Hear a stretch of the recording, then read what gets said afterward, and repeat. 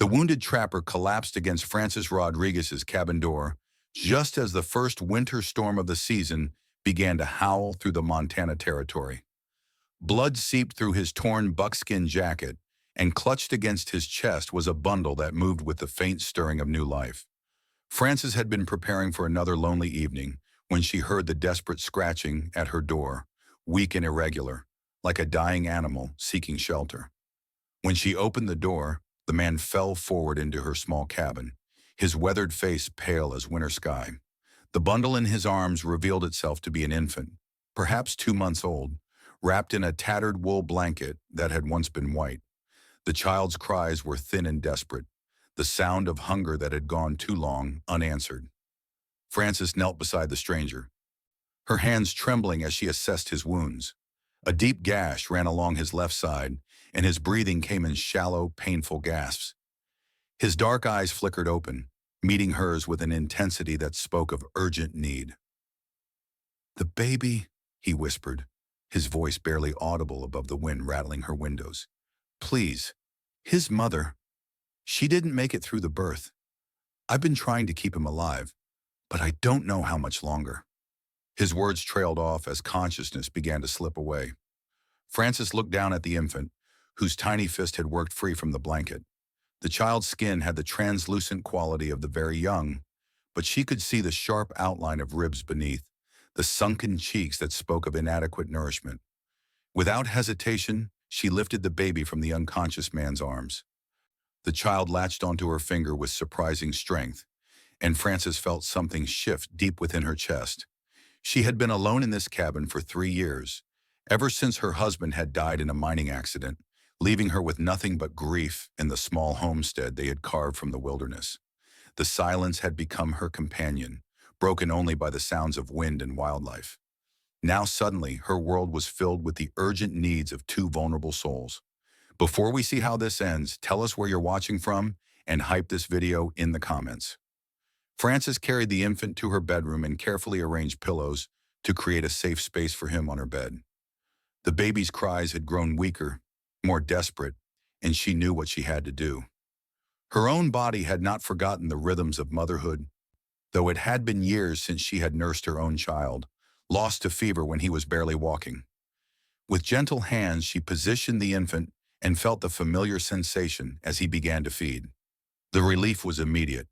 The baby's frantic movements settled into the peaceful rhythm of contentment, and Frances found herself crying silent tears as she watched his small face relax into the trust of a fed child. Outside, the storm continued to rage, but inside her cabin, warmth and nourishment flowed between them.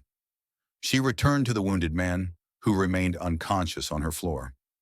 Frances had tended injuries before, both her husband's mishaps and her own encounters with the harsh realities of frontier life. She heated water, gathered clean cloths, and began the careful work of cleaning and assessing his wounds. The gash along his side was deep but had missed vital organs. She could see where he had tried to bind it himself with strips torn from his shirt, but the makeshift bandage had failed during his desperate journey to her door. His hands were raw from cold and rough travel, and she could see the exhaustion etched in the lines around his eyes even as he slept. As she worked, Frances found herself studying his face. He was perhaps 10 years older than her own 28 years, with the kind of weathered features that spoke of a life lived entirely outdoors. His dark hair was longer than fashion dictated, but clean despite his ordeal. There was something in the set of his jaw, even in unconsciousness, that suggested both determination and gentleness. She managed to move him to the small cot near her fireplace, where the warmth would help his body fight off the cold that had settled deep into his bones. As she covered him with her heaviest quilt, his eyes fluttered open again. "The baby," were his first words, spoken with the urgency of a man who had carried responsibility too long alone. "He's safe," Frances assured him, settling into the chair beside his cot. "He's fed and sleeping. You can rest now." The stranger's eyes searched her face, as if trying to determine whether he could trust this promise. Whatever he saw there must have satisfied him, because his body finally relaxed into the first real rest he had known in days. "I'm Francis Rodriguez," she said quietly. "This is my home, and you're both welcome here as long as you need to heal." Nicholas Rogers, he replied, his voice stronger now. I, I don't know how to thank you. I thought we were both going to die out there. Frances looked toward her bedroom, where she could hear the soft sounds of the infant stirring. Tell me about him, about what happened. Nicholas closed his eyes, and she could see the weight of recent tragedy settling over his features. His mother was Mary Whitehorse, a Lakota woman. She was traveling with her family when they were attacked by raiders. I found her 3 days later, barely alive and already in labor. I did what I could, but he opened his eyes and met Frances's gaze. She died asking me to find someone who could care for him. She said his name should be Joseph, after her father. The simple tragedy of it struck Frances like a physical blow. She thought of the infant sleeping peacefully in her bed, unaware that his world had been forever altered before he even had a chance to know it. How did you come to be traveling with them? I wasn't, Nicholas said. I've been trapping in these mountains for 5 years, mostly alone. I came across the aftermath of the attack and heard the baby crying. Mary was hidden in some rocks, trying to protect him even as he paused, struggling with the memory. I couldn't just leave them there. Frances felt something shift in her understanding of this man. Many would have walked away from such a responsibility, especially a trapper whose livelihood depended on mobility and solitude. But Nicholas had chosen to take on the care of a dying woman and her newborn child, carrying them through the wilderness in search of help. You've been caring for him alone for how long? 2 weeks, Nicholas said. I tried to find a settlement, someone who could nurse him properly. I've been feeding him sugar water and what little milk I could get from a goat I bartered for, but it wasn't enough. He was getting weaker every day. And then this storm hit. Frances could imagine the desperation of those 2 weeks. A man with no experience caring for an infant, watching the child grow weaker despite his best efforts. The fact that little Joseph had survived at all spoke to Nicholas's determination and the baby's own fierce will to live. Over the following days, Frances established a routine that centered around the needs of her two unexpected guests. Nicholas's fever broke on the second night, and his wounds began to show signs of healing under her careful attention. Joseph settled into a pattern of feeding and sleeping that brought color back to his tiny cheeks and strength to his cries. Frances found herself moving between them with a sense of purpose she had not felt in years.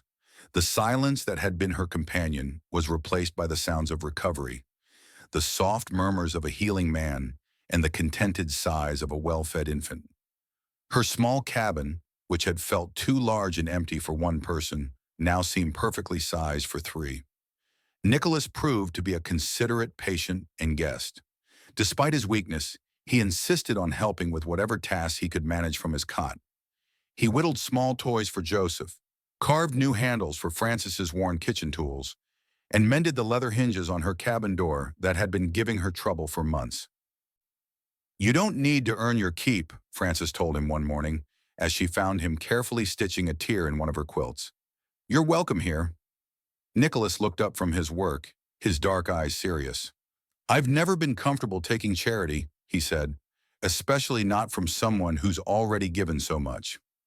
Frances settled beside him, Joseph sleeping peacefully in her arms after his morning feeding.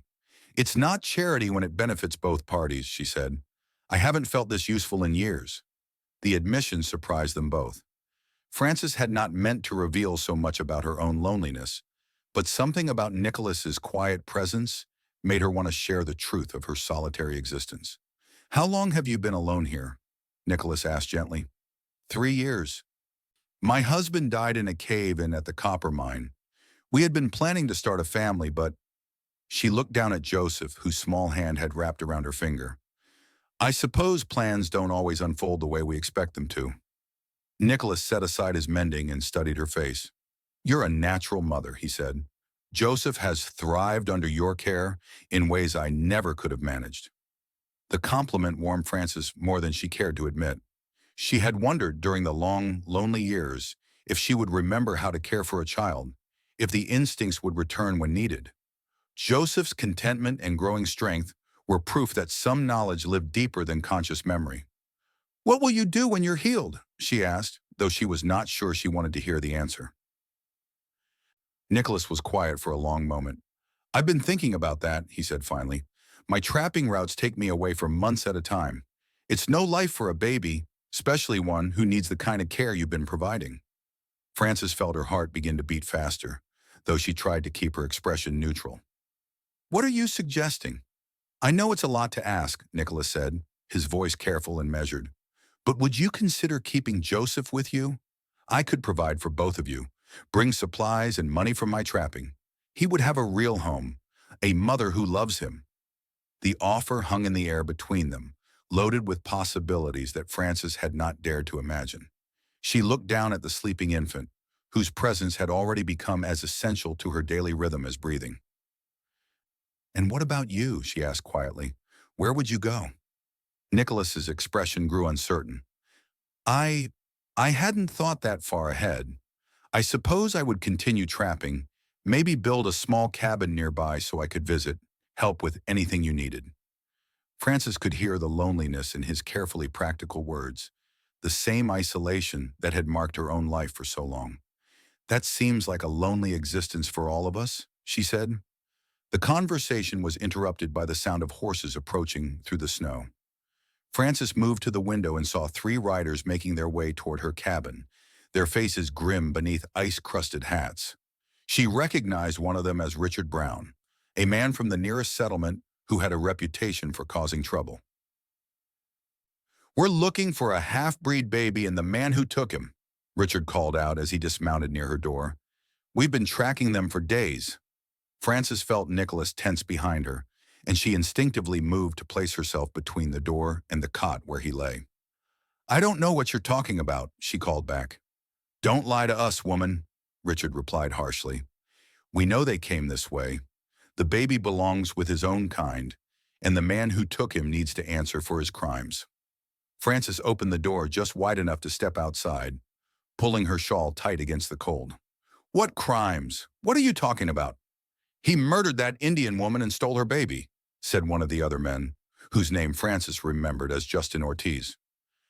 We found her body and followed his trail here. The accusation was so absurd that Frances almost laughed, but the serious expressions on the men's faces stopped her. That's ridiculous. The woman died in childbirth, and Nicholas saved the baby's life. Nicholas, is it? Richard's smile was unpleasant. So you do know where he is. Hand him over, along with the baby, and we'll be on our way. Frances could feel her anger rising. I won't hand anyone over to men who make accusations without proof. If you have legitimate concerns, you can take them to the territorial marshal. The marshal is 3 days' ride from here, Justin said. Justice can't wait that long. Behind her, Frances heard the soft creak of the cot as Nicholas rose to his feet. Despite his injuries, he moved to stand beside her in the doorway, his presence both protective and resigned. I'm Nicholas Rogers, he said quietly, and I didn't murder anyone. Mary Whitehorse was dying when I found her, killed by the same raiders who murdered her family. She asked me to save her son. Richard spat in the snow.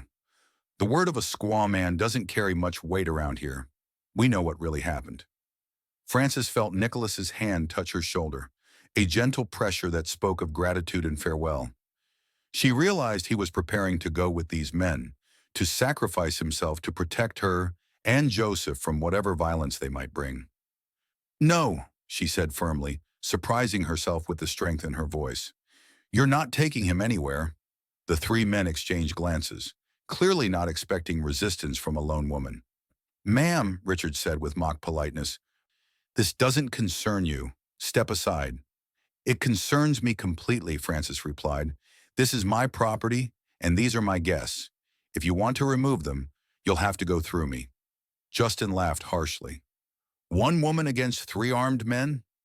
Those aren't good odds. Frances felt fear flutter in her chest, but also something stronger, something that had been building during the days of caring for Nicholas and Joseph.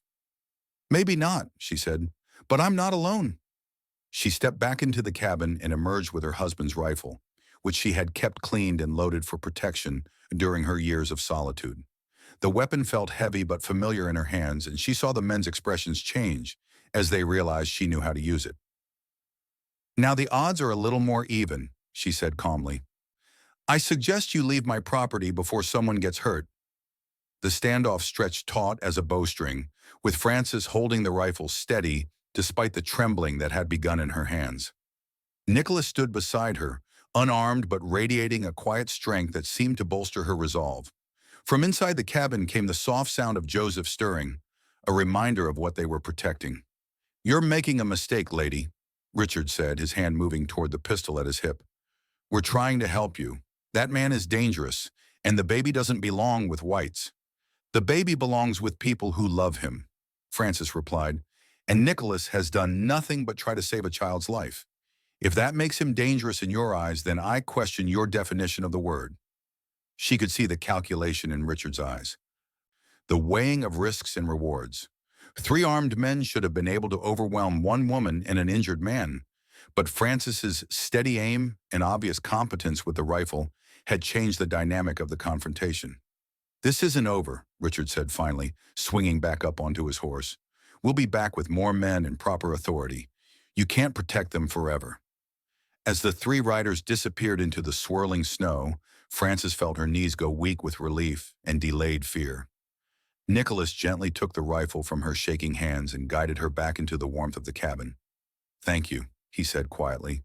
"You didn't have to do that." Frances sank into her chair, suddenly exhausted by the confrontation. "Yes, I did," she said. "Those men weren't interested in justice. They were looking for an excuse to hurt someone different from themselves." Nicholas nodded grimly. "I've seen their kind before. They won't give up easily." The reality of their situation settled over them like a heavy blanket.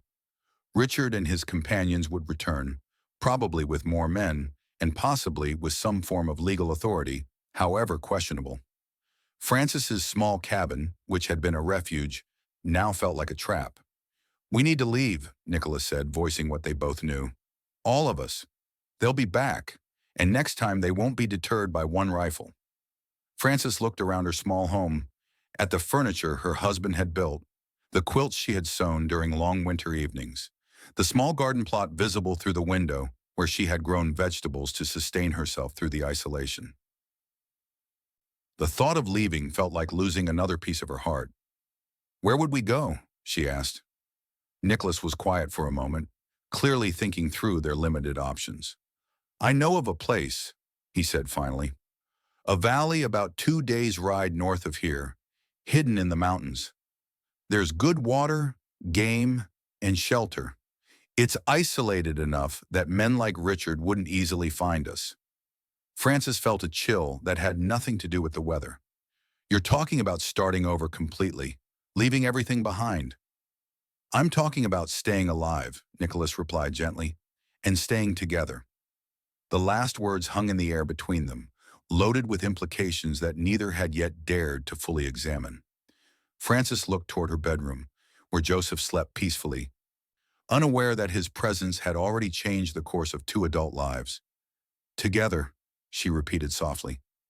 Nicholas moved closer, his dark eyes serious.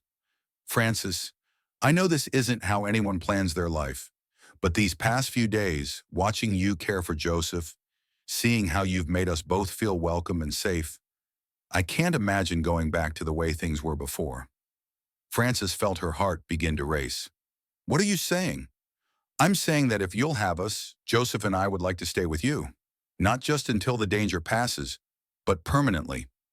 I'm asking if you would consider becoming my wife, and Joseph's mother in truth as well as in practice."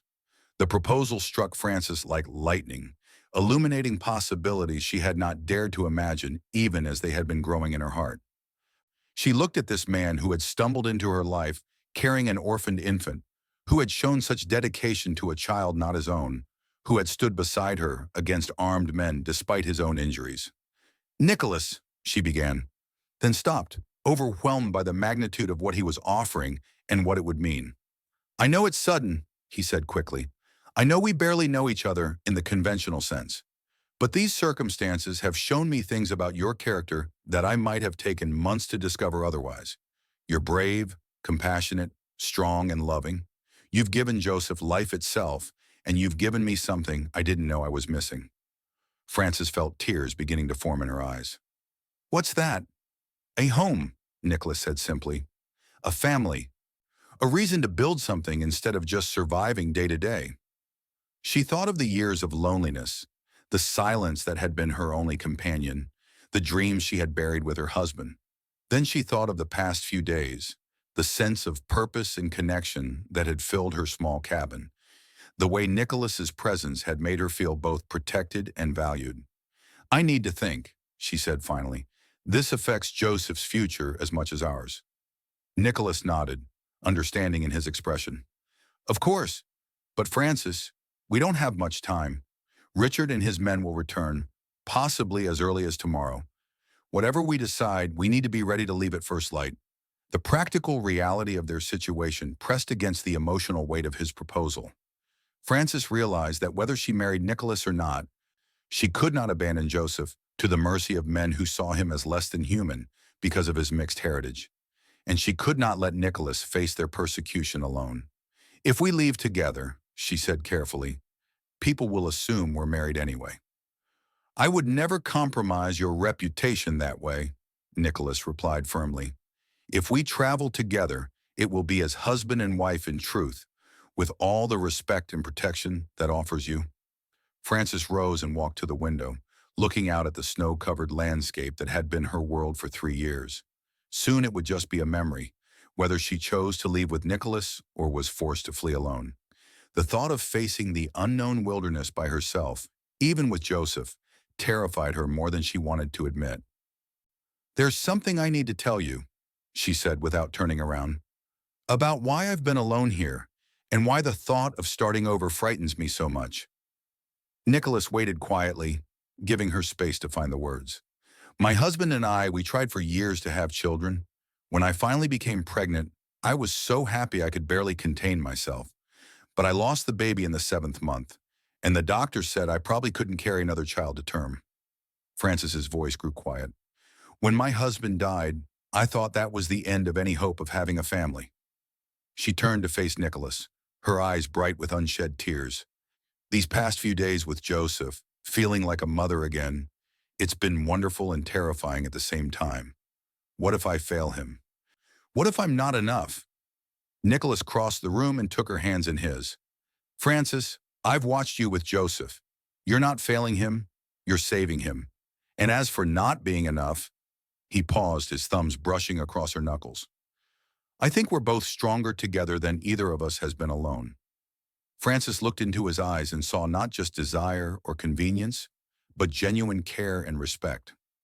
This man had risked his life for a child who wasn't his own, had stood beside her against armed men, and was now offering her a partnership built on shared values, rather than just shared circumstances. "Yes," she said quietly. "Yes," Nicholas repeated, hope beginning to dawn in his expression. "Yes, I'll marry you. Yes, I'll be Joseph's mother. And yes, we'll leave together and build whatever life we can find." They spent the rest of the day preparing for departure, packing only the most essential items into bundles that could be carried on horseback. Frances selected her most practical clothing, her medical supplies, and a few precious mementos of her life with her first husband. Nicholas checked and rechecked his weapons, knowing that the journey ahead would be dangerous even without the threat of pursuit. As evening fell, they performed a simple wedding ceremony by the light of Frances's fireplace. With no minister available and time running short, they spoke their vows to each other, with Joseph sleeping peacefully in Frances's arms, the infant serving as their only witness. "I, Nicholas Rogers, take you, Frances Rodriguez, to be my wife," Nicholas said, his voice steady and sure. "I promise to protect you and Joseph, to provide for our family, and to honor the trust you've placed in me." Frances felt the weight and wonder of the moment as she replied, "I, Frances Rodriguez, take you, Nicholas Rogers, to be my husband. I promise to stand beside you, to care for our son Joseph, and to help you build the life we're choosing together." They had no rings to exchange, but Nicholas took a leather cord from around his neck, on which hung a small silver cross his mother had given him. He placed it around Frances's neck, and she covered it with her hand, feeling the warmth of the metal that had rested against his heart. "It's not much of a wedding," Nicholas said with a rueful smile. "It's exactly what we need," Frances replied. "We're promising to face the unknown together. That's what marriage really is." They spent their wedding night taking turns keeping watch, knowing that Richard and his men might return under cover of darkness. Frances dozed fitfully in her chair, Joseph sleeping against her chest, while Nicholas kept vigil by the window. When she woke near dawn, she found him sitting beside her, his hand gently stroking Joseph's dark hair. "He's beautiful," Nicholas said softly. "His mother would be proud to see how well he's thriving." Frances studied her new husband's face in the early morning light. "You loved her, didn't you?" "Mary?" Nicholas was quiet for a moment. "I respected her," he said finally. "She was brave and strong, and she loved her son more than her own life. But no, I didn't love her the way you mean. What I feel for you is different, deeper. It's built on choice rather than circumstance." The distinction mattered to Frances more than she had expected. She had worried that she might always be competing with the memory of Joseph's mother, but Nicholas's words reassured her that their marriage was based on genuine feeling rather than mere obligation. As the sun began to rise, they made their final preparations for departure. Nicholas saddled Frances's mare and his own horse, distributing their supplies evenly between the two animals.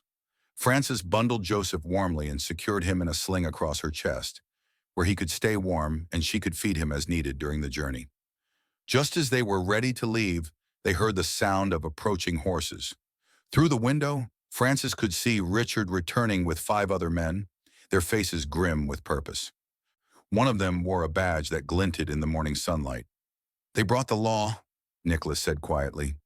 Frances felt her stomach clench with fear, but also with determination. "Then we'll face them as a family," she said. They stepped outside together, Frances holding Joseph close while Nicholas stood protectively beside them. The 6 men formed a semicircle in front of the cabin, their horses stamping and snorting in the cold air. "Mrs. Rodriguez," said the man with the badge, who appeared to be in his 50s with graying hair and tired eyes. "I'm Marshal Raymond Howard. I understand you've been harboring a fugitive." Frances lifted her chin defiantly. "I've been providing medical care to an injured man and shelter to an orphaned infant. If that makes me a criminal in your eyes, Marshal, then I question your definition of justice." Marshal Howard dismounted and approached them slowly, his hand resting on his gun but not drawing it. "Ma'am, I've been told that this man murdered a woman and stole her child. Those are serious charges." "Those are serious lies," Frances replied firmly. "Nicholas found the woman dying after raiders attacked her family. She asked him to save her son, which he did at great personal risk. He's been caring for the baby for 2 weeks, trying to find someone who could properly nurse him." The marshal studied Nicholas with experienced eyes. "Is that your version of events, Mr. Rogers?" Nicholas stepped forward slightly. "It's not a version, Marshal. It's the truth. Mary Whitehorse was already dying when I found her. She lived long enough to give birth and ask me to find safety for her son. I've been trying to honor that promise." Richard Brown urged his horse closer, his face twisted with anger. "Don't listen to him, Marshal. He's a squaw man and a baby thief. The child belongs with his own people, not with whites who'll corrupt him." Frances felt a surge of protective fury. "Joseph belongs with people who love him and will raise him properly. His mother chose to trust Nicholas with his care, and I've chosen to be his mother. That makes us his people." Marshal Howard looked between them, clearly trying to assess the truth of competing claims. "Mr. Brown, do you have any actual evidence of wrongdoing? Any witnesses to this alleged murder?" Richard's face flushed red. "The evidence is right there," he said, pointing at Joseph. "A white man with an Indian baby. What more proof do you need?" "I need proof of a crime," the marshal said firmly. "Caring for an orphaned child isn't against the law, regardless of the child's heritage." Frances felt a glimmer of hope. Marshal Howard seemed to be a fair-minded man, not easily swayed by prejudice or mob mentality. But she could see the frustration building in Richard's expression, and she knew that disappointed men with guns were dangerous. "Marshal," she said carefully, "my husband and I were just preparing to relocate. We're not running from justice, but we are concerned about the safety of our son given the threats we've received." "Your husband?" Marshal Howard's eyebrows rose. "When did you marry?" "Last night," Nicholas replied. "We spoke our vows before God, with Joseph as our witness." Richard laughed harshly. A convenient marriage to avoid prosecution. How romantic. Frances felt her temper flare. Our marriage is based on love and respect, Mr. Brown. I realize those concepts may be foreign to you, but they do exist. The marshal held up his hand for silence. Mrs. Rogers, I need to ask you directly. Have you seen any evidence that your husband harmed anyone or took this child against anyone's will? Frances looked directly into the marshal's eyes. I have seen evidence that my husband risked his own life to save a dying woman and her newborn son. I have seen him care for that child with tenderness and dedication. And I have seen him stand ready to sacrifice himself to protect us both from men who value prejudice more than truth. Marshal Howard nodded slowly. Mr. Rogers, are you willing to accompany me to the territorial capital to give a formal statement about these events? Nicholas glanced at Frances, then back at the marshal. I am, if you can guarantee the safety of my wife and son while I'm gone. That won't be necessary, the marshal said. Based on what I've heard here, I see no evidence of criminal activity. Mr. Brown, unless you can provide concrete proof of wrongdoing, this matter is closed. Richard's face contorted with rage. You're letting them get away with murder. I'm upholding the law, Marshal Howard replied calmly, which is what you asked me to do when you came to me with these accusations. As the marshal and his men prepared to leave, Richard lingered, his eyes burning with frustrated anger. This isn't over, he said quietly, his voice carrying a threat that chilled Frances to the bone. Marshal Howard heard the comment and turned back. Mr. Brown, I'm going to say this once, and I want you to listen carefully. If any harm comes to this family, if their property is damaged, or if they're threatened in any way, I will hold you personally responsible. Do I make myself clear? Richard nodded reluctantly, but Frances could see the hatred still simmering in his eyes. As the group of men rode away, she felt only temporary relief. Men like Richard didn't abandon their prejudices just because a marshal told them to. We still need to leave, Nicholas said quietly, echoing her thoughts. The marshal can't protect us from everything, and Richard won't give up easily. Frances nodded, shifting Joseph to a more comfortable position. The baby had slept through most of the confrontation, but was beginning to stir with hunger. How long will it take us to reach this valley you mentioned? 2 days if the weather holds, Nicholas replied. 3 if we run into more snow. They mounted their horses and began the journey north, leaving behind the only home Frances had known as an adult. As they rode, she found herself looking back only once, seeing her small cabin growing smaller in the distance until it disappeared entirely behind the trees. The first day of travel was difficult but uneventful.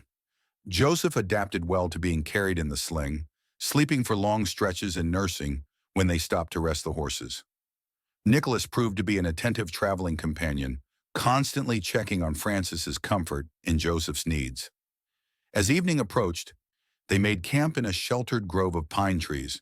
Nicholas built a small fire while Frances fed Joseph and prepared a simple meal from their supplies.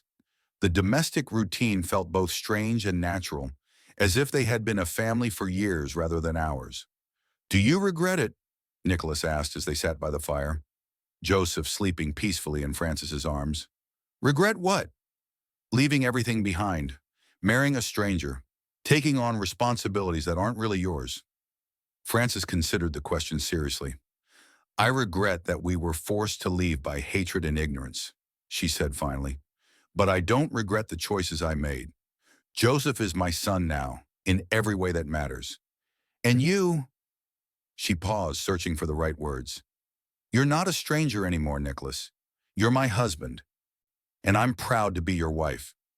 Nicholas reached across the fire and took her free hand. I want you to know that I'll do everything in my power to make you happy, Frances. You and Joseph both. I know you will, she replied, and I'll do the same for you. They took turns keeping watch again that night, but the forest remained peaceful around them. Frances woke to find Nicholas gently shaking her shoulder as dawn broke through the trees. We should get moving, he said softly. I want to reach the valley before dark if possible. The second day of travel brought them higher into the mountains, following game trails and creek beds that only someone with Nicholas's experience could have navigated. Frances marveled at his knowledge of the wilderness. The way he could read signs in broken branches and animal tracks that told him which direction to go. As the afternoon sun began to slant through the trees, Nicholas led them through a narrow passage between two towering rock formations. Frances gasped as they emerged into a hidden valley that took her breath away. The valley was perhaps 2 miles long and half as wide, surrounded by protective mountains on all sides. A clear stream ran down its center, fed by a waterfall that cascaded from the rocks above. The meadows were covered with snow now, but Frances could imagine how green and lush they would be in spring and summer. "It's beautiful," she whispered, afraid to speak too loudly in such a pristine place. Nicholas smiled, pleased by her reaction. "There's a natural cave system along the eastern wall that will provide shelter until we can build something more permanent. The water never freezes because it comes from underground springs, and there's enough game to keep us fed." They made their way to the caves Nicholas had mentioned, and Frances was surprised to find them dry, spacious, and naturally ventilated. With some work, they could be made quite comfortable as temporary living quarters. As they settled in for their first night in the valley, Frances felt a peace she had not known in years. Joseph nursed contentedly while Nicholas built up their fire, and the three of them sat together in their new home, watching the stars appear overhead. "What do we do now?" Frances asked. "Now we build a life," Nicholas replied. "We'll start with shelter, then think about crops for next year, maybe some livestock. We'll raise Joseph to be strong and proud of who he is, and we'll be happy." The simplicity of his vision appealed to Frances. After years of complexity and loss, the idea of focusing on basic human needs and relationships felt like a gift. Over the following weeks, they worked together to improve their temporary home and plan for the future. Nicholas proved to be skilled at construction and hunting, while Frances contributed her knowledge of cooking, medicine, and childcare. Joseph thrived in the clean mountain air, growing stronger and more alert each day. As winter gradually gave way to spring, Frances realized that she had found something she had thought lost forever: a sense of belonging, of purpose, of family. Nicholas had become not just her husband in name, but her true partner, sharing both work and worry, joy and responsibility. One evening as they sat by their fire, Joseph playing with wooden toys Nicholas had carved, Frances looked at her husband and felt her heart overflow with gratitude. "What are you thinking about?" Nicholas asked, noticing her expression. "I'm thinking about how sometimes the most unexpected gifts come wrapped in the most difficult circumstances," she said. "6 months ago, I was alone and convinced I would always be alone. Now I have a husband who loves me and a son who needs me." Nicholas reached over and took her hand. "And I have a wife who saved my life and gave my son a mother. I'd say we're all exactly where we're meant to be." Frances looked down at Joseph, who had fallen asleep against her leg, his small fist clutching one of his wooden toys. This child, who had come to her as an orphan in the arms of a wounded stranger, had become the center of her world, and the man who had carried him through the wilderness had become her anchor, her partner, her love. As the seasons turned and their first year in the valley drew to a close, Frances marveled at the transformation in all their lives. The caves had given way to a sturdy log cabin that Nicholas had built with his own hands, complete with a stone fireplace and glass windows bartered from a traveling merchant. Frances had established a garden that provided vegetables through the growing season, and they had acquired chickens and a milk cow from traders willing to make the journey to their remote valley. Joseph had grown from a fragile infant into a robust toddler, his dark hair curling around his ears and his eyes bright with intelligence and mischief. He called Frances Mama and Nicholas Papa, with no memory of the tragedy that had brought them together. To him, they had always been his family, and Frances treasured the simple acceptance of childhood. Nicholas had proven to be everything she could have hoped for in a husband. He was gentle with Joseph, respectful of Frances's opinions, and tireless in his efforts to provide for their small family. More than that, he had shown her a depth of love she had not believed possible, built not on passion alone, but on shared values, mutual respect, and daily acts of kindness. One autumn evening, as they sat on the porch of their cabin watching Joseph chase fireflies in the gathering dusk, Frances reflected on the journey that had brought them to this moment of peace. "Do you ever wonder what would have happened if you hadn't found me that night?" she asked Nicholas. He considered the question seriously. I try not to think about it, he said finally. Joseph and I were both dying in different ways. You saved us both. Frances shook her head. We saved each other. That's what family does. As if summoned by their conversation, Joseph ran up to them with a firefly cupped carefully in his small hands. Look, Mama, I caught one. Frances admired the insect's gentle glow before helping Joseph release it back into the night. Beautiful things shouldn't be caged, she told him. They're meant to be free. Nicholas smiled at the lesson, understanding its deeper meaning. Their love had grown not from desperation or convenience, but from the choice to build something beautiful together in freedom. As they tucked Joseph into his bed that night, Frances felt the deep contentment of a woman who had found her place in the world. The wounded trapper who had collapsed on her porch had brought her not just an orphaned infant, but a second chance at the family she had thought lost forever. Standing in the doorway of their son's room, Nicholas's arm around her waist, Frances knew that some gifts come disguised as disasters, and some families are born not from blood, but from the simple decision to love without reservation. In saving each other, they had discovered that the strongest foundations are built not on certainty, but on the courage to trust in tomorrow's possibilities. The valley held them in its protective embrace as stars emerged overhead, three hearts beating in rhythm with the eternal promise that love, when freely given, creates its own sanctuary against all the storms the world might bring.